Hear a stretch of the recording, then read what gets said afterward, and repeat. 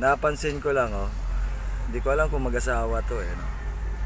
May dala-dala po siyang bata. Eh, ito nga, na-expose sa alikabok.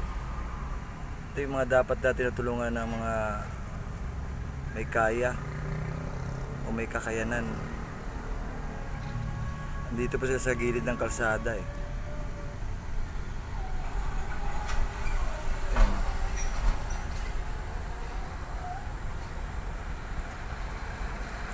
Na-expose siya sa alikabok. Dumi. Meron po silang tinutulugan dito na kariton na umbagay barong-barong. Pero kahit paano, nakakasurvive naman. Yung nga lang, eh, yung bata nga, tulad niyan, yung dala-dala niya, medyo delikado, nakakalanghap ng alikabok, saka hangin na madumi.